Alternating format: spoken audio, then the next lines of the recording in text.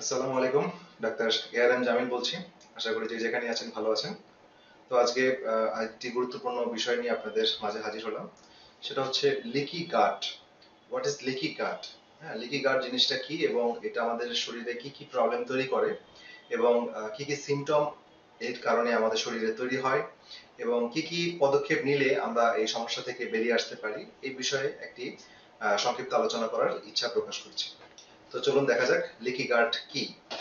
আমরা জানি আমাদের যে খাদ্যনালী আছে, যেটা হচ্ছে আমাদের মুখ মুখ থেকে শুরু করে পায়খানা রাস্তা পর্যন্ত, যে আমাদের একটা হলো টিউব, খাবার খাদ্যনালী, খাবারের মুখ থেকে শুরু করে বিভিন্ন পর্যায়ে সে পার হয়ে আমাদের মল হিসেবে বেরিয়ে আসে।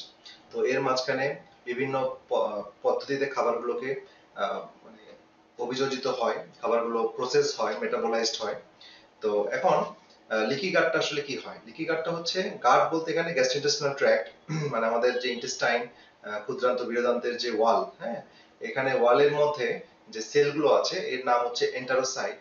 আমি এই যে দেখছেন এন্টারোসাইট, তো এন্টারোসাইটে হচ্ছে আমাদের এই একটা কোষের একটা আবরণ থাকে, এবং এই আবরণটা একটা টাইট জাংশন দিয়ে লাগানো থাকে, মানে পরস্পরের সাথে এটা খুবই টাইটলি বাইন্ডিং অবস্থায় থাকে, যেন আমরা যে খাবারের মাধ্যমে যে বিভিন্ন প্যাথোজেন, ব্যাকটেরিয়া, ভাইরাস, ফাঙ্গাস, অথবা যে বড় বড় প্রোটিন, যেগুলো যেন আনডাইজেস্টেড অবস্থায় বা যেগুলো যেগুলো শরীরের জন্য গ্রহণযোগ্য পর্যায়ে না আসা পর্যন্ত যেন সেটা আমার শরীরে না প্রবেশ করতে পারে, অর্থাৎ আমার রক্তনালীতে না মিশতে পারে। হ্যাঁ, এজন্য এই টাইট জাংশন গুলো বিদ্যমান আছে। ঠিক আছে?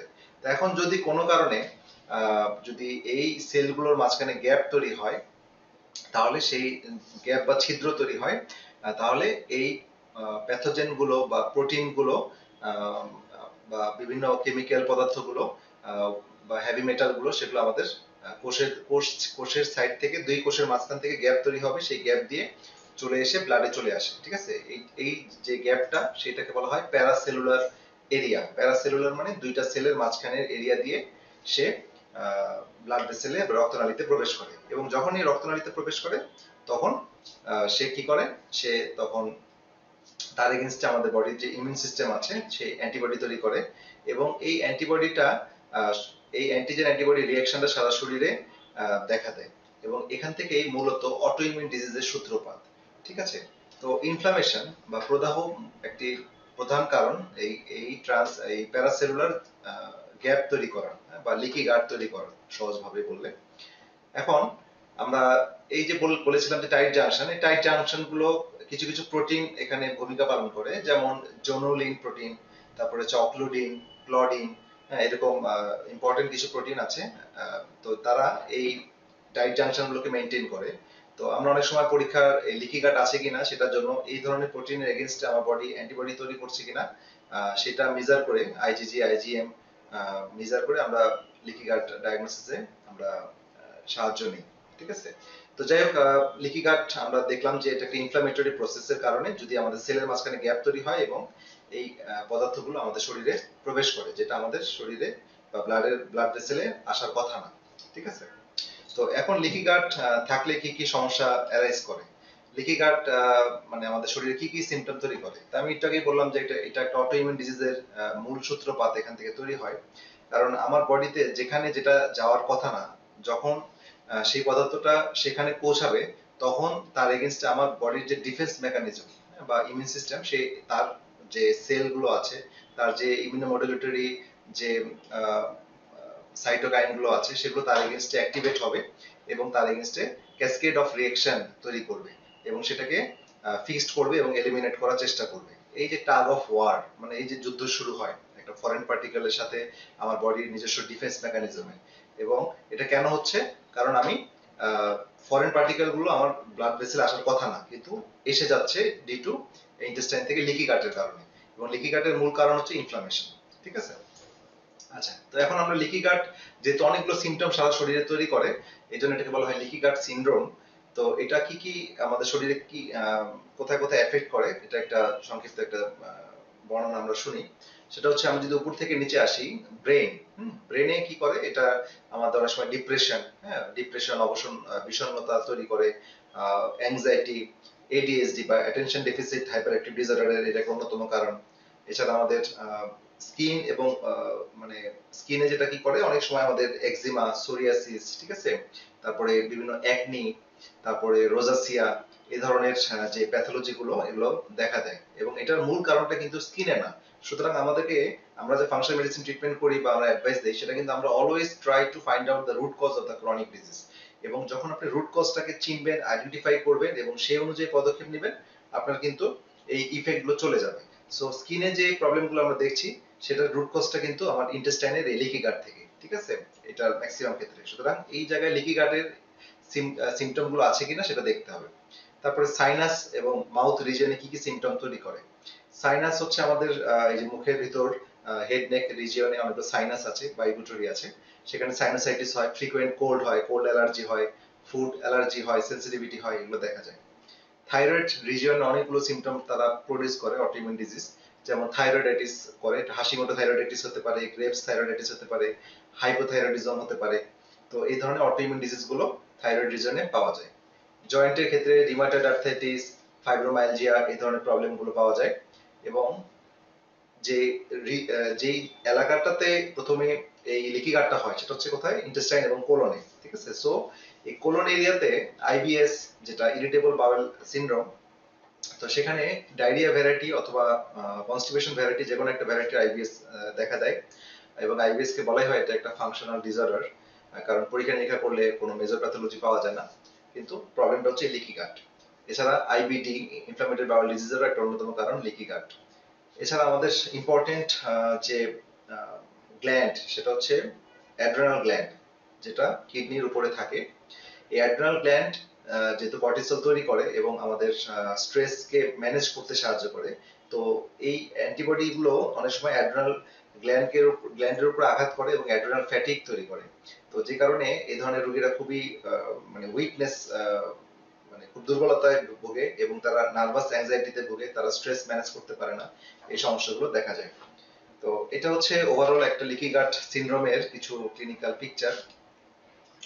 এখন লিকি গাট আসলে আমাদের কিভাবে আমরা এটাকে ওভারকাম করব, তো আমরা লিকি গাট সম্পর্কে আমরা কিছুটা ধারণা নিলাম। এখন লিকি গাট অ্যাভয়েড করার জন্য বা কি কি কারণে লিকি গাটটা হচ্ছে সেটা আমরা দেখব। প্রথমে যে কারণটা আমরা আলোচনা করতে চাই সেটা হচ্ছে গ্লুটেন। হ্যাঁ, বা যেটা অন্যতম কারণ লিকি গাট থেকে বেরিয়ে আসার জন্য, গ্লুটেন হচ্ছে শস্য থেকে যেই খাবারগুলো হয়, যেমন গম, স্পেশালি গম থেকে, কর্ন। তো এই জিএমও, যে এখন তো ম্যাক্সিমাম ক্ষেত্রে জিএমও প্রোডাক্ট, তো নন জিএমও প্রোডাক্ট খেতে পারলে সবসময় ভালো, অর্গানিক নন জিএমও। কারণ এই অর্গানিক, এই গ্লুটেন যেটা গম থেকে আসে, এই গ্লুটেনের এগেনস্টে, গ্লুটেন গুলো যখন এই লিকি গাট দিয়ে প্রবেশ করে, তার এগেনস্ট অ্যান্টিবডি তৈরি হয়ে এই মেজর অটো অ্যান্টিবডি গুলো তৈরি হচ্ছে এবং আমাদের মেজর এই লিকি গাটের সিনড্রোমের সিমটম গুলো দেখা দিচ্ছে। সো এই গ্লুটেনটাকে অ্যাভয়েড করতে হবে। সুতরাং যাদের লিকি গাট আছে তাদেরকে ফর সার্টেন টাইম এই গ্লুটেন অ্যাভয়েড করতে হবে, ঠিক আছে।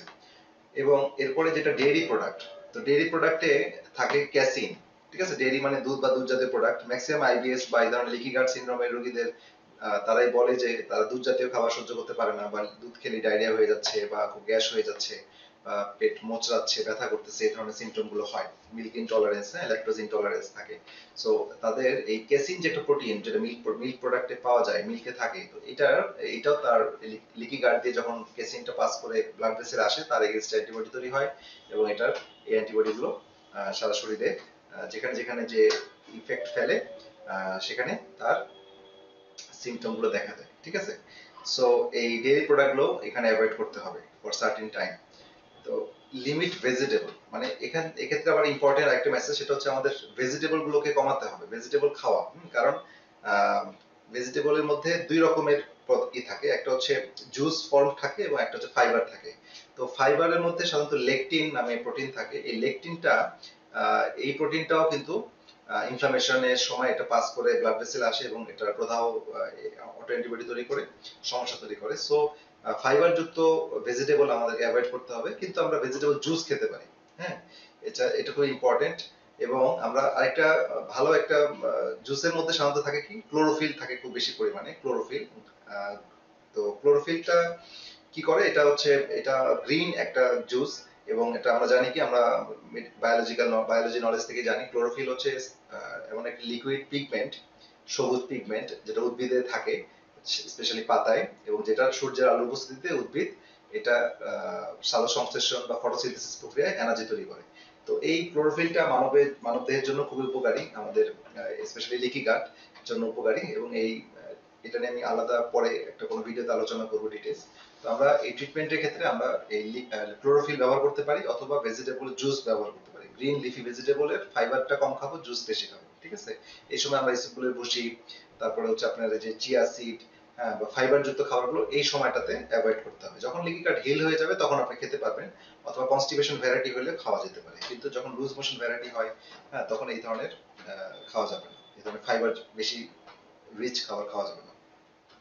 এছাড়া এনিম্যাল ফ্যাট এখানে ভালো কাজ করে, এনিম্যাল ফ্যাট খাওয়া যেতে পারে, অথবা ভালো তেল, যেমন এমসিটি অয়েল, তারপরে অলিভ অয়েল, কোকোনাট অয়েল, এক্ষেত্রে খুব ভালো কাজ করে। রান্না বান্না আমরা বলি যে ঘানি ভাঙা সরিষার তেলে রান্না করতে, তো ঘিও এখানে খুব ভালো কাজ করে। যদি এটা অর্গানিক গ্রাস ফিড ঘি হয় সেটা খুবই ভালো, সেটি চেষ্টা করতে হবে আমাদের ফার্স্ট প্রায়োরিটি। তারপরে আমাদের যেটা করতে হবে সেটা হচ্ছে আমাদেরকে পিউরিফাইড বাইল সল্ট। অনেক সময় আমাদের বাইল সল্টের ঘাটতি থাকে, লিভার এখানে দুর্বল থাকে, বাইল সল্টের ঘাটতি হলে আমাদের হজম প্রক্রিয়াতে সমস্যা হয়। সুতরাং অনেক সময় আমাদের বাইল সল্ট সাপ্লিমেন্ট দিতে হয়, অথবা বিফের লিভার থেকে এটা পাওয়া যায়। তো বাইল সল্ট আমাদের এখানে purified, not synthetic version, organic version of bile salt এখানে লাগে। এছাড়া আমাদের ইম্পর্টেন্ট হচ্ছে যে অ্যাপেল সিডার ভিনেগার এখানে আমরা পেশেন্টদের বলি, কারণ এটা স্টমাকের অ্যাসিডকে মেইনটেইন করতে সাহায্য করে। অ্যাপেল সিডার ভিনেগারটা এখানে ইম্পর্টেন্ট। তারপরে আমরা এমন কোনো মেডিসিন আমরা এখানে খাবো না খুব বেশি যেটা আমাদের অ্যাসিড কমিয়ে দেয়। যেমন আমরা দীর্ঘদিন অনেকে গ্যাসের ওষুধ খাচ্ছি, হ্যাঁ, তারপরে খাওয়ার পর পানি খাচ্ছি, তারপর এই ধরনের সমস্যা হলে, বা এনএসআইডি, নন ব্যথার জন্য যে ব্যথানাশক ওষুধ যেটা এনএসআইডি, সেই ওষুধগুলো এই সমস্যাগুলোর জন্য দায়ী। হ্যাঁ, স্টমাক অ্যাসিড তৈরি সমস্যা করে, এবং আরেকটা জিনিস করে হচ্ছে ইন্টেস্টিনাল যে ডিসবায়োসিস, মানে উপকারী ব্যাকটেরিয়ার যে ব্যালেন্সটা সেটাকে ইমব্যালেন্সে পরিণত করে। সুতরাং এটা একটা ইম্পর্টেন্ট বিষয়। এছাড়া অযাচিত অ্যান্টিবায়োটিক খাওয়া যাবে না, অ্যান্টিবায়োটিক ব্যবহারে খুবই সচেতন থাকতে হবে, কারণ অ্যান্টিবায়োটিক গুলো কি করে, অ্যান্টিবায়োটিক মানে সেই বায়োটিক মানে ব্যাকটেরিয়া এগেইনস্টে কাজ করে। সো অ্যান্টিবায়োটিক খেলে উপকারী অপকারী মানে ব্যাকটেরিয়া সবই মারা পড়ে। সো এই অ্যান্টিবায়োটিক খাওয়ার পরে অনেকে দেখা যাচ্ছে যে কারো কনস্টিপেশন হয়ে যাচ্ছে, কারো ডায়রিয়া হয়ে যাচ্ছে, কারো শরীর উইক হয়ে যাচ্ছে, কারণ তার এই যে পেটের মধ্যে যে ব্যাকটেরিয়ার যে ব্যালেন্সটা, হ্যাঁ, ভালো ব্যাকটেরিয়া খারাপ ব্যাকটেরিয়া যে ব্যালেন্সটা, সেই ব্যালেন্সটা নষ্ট হয়ে যায়, হ্যাঁ, রেশিওটা নষ্ট হয়ে যায়। এই জন্য অ্যান্টিবায়োটিক ব্যবহারে সচেতন থাকতে হবে।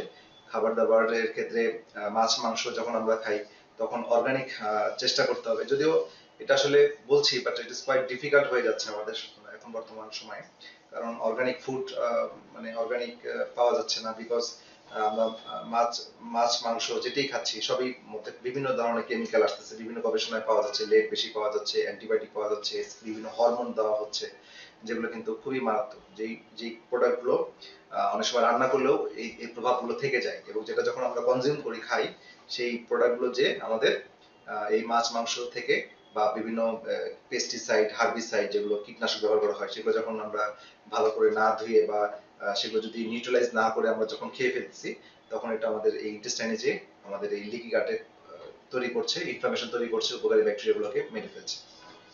তো এটা একটা ইম্পর্টেন্ট ফ্যাক্টর, এটা খেয়াল করতে হবে। এছাড়া ইম্পর্টেন্ট একটা হচ্ছে এল গ্লুটামিন, যাদের এখানে মিন নামে এক ধরনের অ্যামিনো অ্যাসিড তৈরি হয়, এবং এটা অ্যালার্জি, এবং অনেকের হিস্টামিন কে নিউট্রালাইজ করার জন্য এল গ্লুটামিন অ্যামিনো অ্যাসিড, এটা 50 to 70% টোটাল অ্যামিনো অ্যাসিড পুলের অংশ। এল গ্লুটামিন মানে মাছ মাংসে পাওয়া যায়, এবং এল গ্লুটামিন প্রয়োজনে সাপ্লিমেন্ট হিসেবে এই লিকি গাট রোগীদের আমরা দেই কিছুটা সময়ের জন্য। এবং এল গ্লুটামিন এই ইন্টেস্টাইনাল যে এন্টেরোসাইটের ইন্টিগ্রিটি, মানে লিকি গাটটাকে সে প্রিভেন্ট করে, মানে এর মাঝখানে যে গ্যাপটা, ছিদ্রটাকে বন্ধ করতে সাহায্য করে, ঠিক আছে? তো এল গ্লুটামিন খুব ইম্পর্টেন্ট একটি সাপ্লিমেন্ট। তারপরে আমরা যেটা করি সেটা হচ্ছে ফাস্টিং, এটা খুবই ইম্পর্টেন্ট। আপনাকে ফাস্টিং করতে হবে। ফাস্টিং হচ্ছে 16 থেকে 24 ঘন্টা ফাস্টিং বেটার, এবং সপ্তাহে 2 দিন অন্তত। এই ফাস্টিংটা যদি আমরা কিছুদিন করতে পারি, তাহলে এই আমাদের গাট হিল হওয়ার সময় পাবে, তারা নিজেদেরকে নিয়ে ভাবার সময় পাবে, তারা হিল হয়ে যাবে। আমরা আসলে যেটা কি করি, আমরা আসলে এখানে এক্সট্রা কিছু করি না। আমরা যেটা করি সেটা হচ্ছে এই লিকি গাটের যে প্যাথোলজিটাকে আমরা আইডেন্টিফাই করি এবং গাটটাকে হিল করার জন্য যথেষ্ট সময় দিতে চাই, সাপোর্ট দিতে চাই। ঠিক আছে? এবং প্রত্যেকটার মধ্যে, প্রত্যেকটা সেলের মধ্যে যে ডিএনএ আছে, সেলের মধ্যে ডিএনএ আছে, ডিএনএ জিন আছে, তাদের মধ্যে অটো প্রোগ্রামিং করাই আছে তারা কিভাবে হিলিং হয়ে আসবে। সুতরাং আমাদের ফিজিশিয়ানদের কাজ হচ্ছে তাদেরকে সাপোর্ট দেওয়া, হ্যাঁ, খুব বেশি ম্যানিপুলেট না করা। নর্মাল ফিজিওলজিটাকে চেনা, প্যাথোলজিটাকে, রুট কজটাকে আইডেন্টিফাই করা এবং সেই অনুযায়ী হেল্প করা। তাহলে বডির নিজস্ব সিস্টেমের মাধ্যমে সে হিল হয়ে আসবে। ঠিক আছে? তো সেক্ষেত্রে ফাস্টিং বা রোজা রাখা বা দীর্ঘক্ষণ না খেয়ে থাকা এটা খুবই জরুরি। সপ্তাহে 2 বার, 2 দিন আমাদের জন্য এটা খুবই গুরুত্বপূর্ণ। আচ্ছা, তো এখন আরেকটা ইম্পর্টেন্ট হচ্ছে যে ইনফেকশন। আমরা অনেক সময় ইনফেকশন দ্বারা আক্রান্ত হই বা খাবারের মাধ্যমে ইনফেকশন যেতে পারে।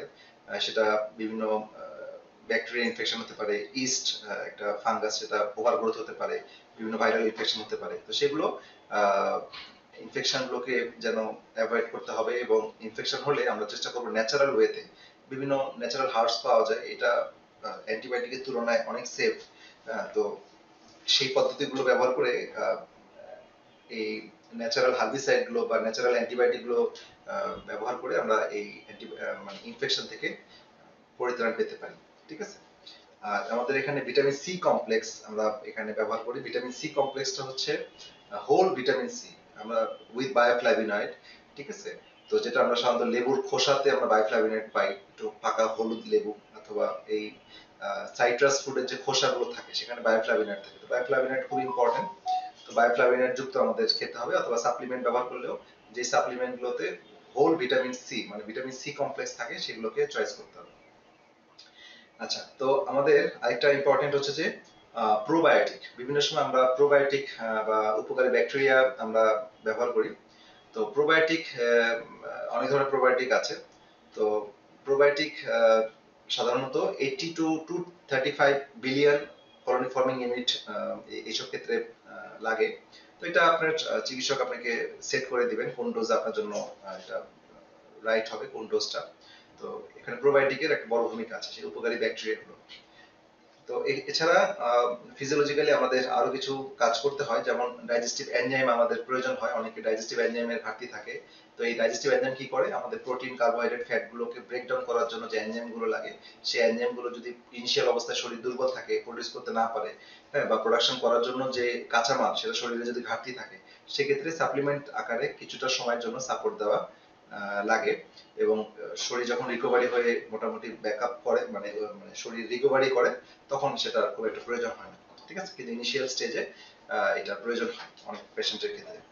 আর খুব ভালো একটা ফ্রেশ ঘুমের দরকার। যাদের ঘুম ভালো হয় তাদের কর্টিসল লেভেল কমে যায়, এটা একটা ইম্পর্টেন্ট। ইনসুলিন লেভেল কমিয়ে রাখতে হবে। যারা খুব ওবেস, সেডেন্টারি ওয়ার্কার, হাঁটাচলা করেন না, তাদের হাঁটাচলা করতে হবে, 5 থেকে 6 মাইল হাঁটা অথবা হাই ইন্টেন্সিটি এক্সারসাইজ করা। তো এগুলোর মাধ্যমে আমরা ইনসুলিন রেজিস্ট্যান্সটা কমাতে পারি, এবং ইনসুলিন রেজিস্ট্যান্স যত কমে তত লিকি গাট কমে আসে, এটা গবেষণায় প্রমাণিত। ঠিক আছে?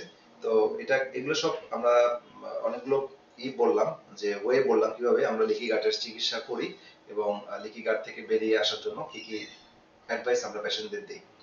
তো আশা করি লিকি গাট সম্পর্কে আপনাদের কিছুটা ধারণা হয়েছে। তো আপনাদের এই সিমটম গুলো থাকলে আপনারা হতাশ হবেন না, কারণ এই লিকি গাট আসলে অনেকগুলো ক্রনিক রোগের root cause, specially autoimmune disease গুলো রুট কজ। হ্যাঁ, অনেকে শুধু মনে করে যে আইবিএস এর রুট কজ, আসলে আইবিএস এর রুট কজ না। আর শুধু আইবিএস এর রুট কজ না, আইবিএস এর রুট কজ তো আছে, এছাড়া জয়েন্টের পেইন, আপনার স্কিনের অ্যালার্জি, এক্সিমা, সোরিয়াসিস, বিভিন্ন সময় ব্রেন ফগ, হ্যাঁ, বা বিষণ্ণতা, থাইরয়েডের প্রবলেম, বিভিন্ন অটোইমিউন ডিজিজ বিভিন্ন জায়গায় হচ্ছে শরীরে।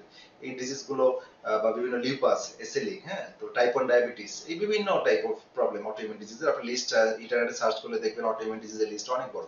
সো এই ডিজিজ গুলো কেন হচ্ছে, এই যে লিকি গাট থেকে প্রোটিন গুলো এসকেপ করে এর এগেইনস্টে অটো অ্যান্টিবডি তৈরি করে সারা শরীরে তাদের এই ডিস্ট্রাকশন চালাচ্ছে। সুতরাং আপনাকে রুট কজটাকে চিকিৎসা করতে হবে এবং এটা ইম্পর্টেন্ট। আচ্ছা, এখানে আরেকটা জিনিস মনে পড়েছে সেটা বলা, সেটা হচ্ছে আমাদের সবচেয়ে বড় ক্র্যানিয়াল নার্ভ, ব্রেন থেকে যে নার্ভ গুলো বেরিয়ে আসে তার মধ্যে 12টা ক্র্যানিয়াল নার্ভ আছে। এর মধ্যে সবচেয়ে বিগেস্ট এবং লংগেস্ট এবং এক্সটেন্সিভ ক্র্যানিয়াল নার্ভ হচ্ছে ভ্যাগাস নার্ভ। এই ভ্যাগাস নার্ভটা হচ্ছে গ্রেটেস্ট একটা নার্ভ, এবং প্যারাসিম্পথেটিক অ্যাক্টিভিটি এটা রোল প্লে করে। প্যারাসিম্পথেটিক অ্যাক্টিভিটি কি, এটা অটোনমিক নার্ভাস সিস্টেমের একটা গুরুত্বপূর্ণ পার্ট, প্যারাসিম্প্যাথেটিক এবং সিম্প্যাথেটিক। সিম্প্যাথেটিক হচ্ছে ইমার্জেন্সি গুলোকে ট্যাকেল করে, আর প্যারাসিম্প্যাথেটিক নার্ভাস সিস্টেম হচ্ছে আমার রেস্ট ডাইজেস্টের সিস্টেম। যখন আমি বিশ্রাম নেই, যখন আমি ঘুমাই, তখন আমার শরীরের ঘর গোছানোর কাজ করে। হ্যাঁ, তো রেস্ট এন্ড ডাইজেস্ট সিস্টেমটাকে কাজ করে। তো প্যারাসিম্প্যাথেটিক অ্যাক্টিভিটিটা যখনই আমি বাড়াবো ভ্যাগাল নার্ভ স্টিমুলেশনের মাধ্যমে, তখন আমাদের এই খাবারের অতিরিক্ত যে গতিটা বা হজমের করার জন্য পর্যাপ্ত সময় আমাদের ইন্টেস্টাইন পাবে। ঠিক আছে, তো সুতরাং এটা কিভাবে করা যায়, একটা শর্ট টেকনিক হচ্ছে আমরা ব্রিদিং এক্সারসাইজ করতে পারি। খাবারের আগে দিয়ে 3 বেলা খাবার, 3 বেলা বা 2 বেলা খাবার আগে দিয়ে আমরা যখন খাবো তার 10 মিনিট আগে, 10-15 মিনিট আগে আমরা লম্বা শ্বাস নিয়ে কিছুক্ষণ ধরে রেখে নাক দিয়ে শ্বাস নিয়ে মুখ দিয়ে ছাড়বো। হ্যাঁ, যতক্ষণ শ্বাস নিব তার দ্বিগুণ সময় মুখ দিয়ে ছাড়বো এইভাবে, এবং পেটটা ফুলিয়ে শ্বাস নিব। এভাবে আপনার 20-25 বার বা 30 বার যদি আপনি ব্রিদিং করেন, তাহলে আপনার ভ্যাগাস নার্ভ স্টিমুলেশন হবে। তারপরে আপনি খেতে যান, দেখবেন যে আপনার অনেক ভালো হজম হচ্ছে। আর খাবার খাওয়ার সময় খাবারের দিকে মনোযোগ দিতে হবে, এবং আপনার অনেক চিবিয়ে খেতে হবে। হ্যাঁ, যখন চাবাবেন তখন আপনার এখানে স্যালিভারি গ্ল্যান্ড থেকে যে জুস গুলো, স্যালিভারি জুস গুলো আপনার এখানে বিভিন্ন এনজাইম আছে, সেগুলো খাবারের সাথে মিক্সিং হবে এবং খাবারগুলোকে ঠিক মতো ভাঙবে এবং এটা হজম করতে সাহায্য করবে। সুতরাং এই টোটাল প্রসেসটা জানা বোঝা মাধ্যমে আপনার এই লিকি গাট থেকে বেরিয়ে আসতে পারবেন, এবং বড় বড় ক্রনিক অসুখ ডিজিজ যাদের হয়ে গেছে তারা সেখান থেকে ব্যাকআপ মানে বেরিয়ে আসতে পারবে। তো এই হচ্ছে আমাদের আলোচনার আজকের বিষয়। আশা করি আজকে আলোচনা আপনাদের উপকারে লেগেছে। পরবর্তীতে আমরা অন্যান্য কোনো গুরুত্বপূর্ণ বিষয় নিয়ে আপনাদের মাঝে হাজির হব, সেই শুভকামনায়। আল্লাহ হাফেজ।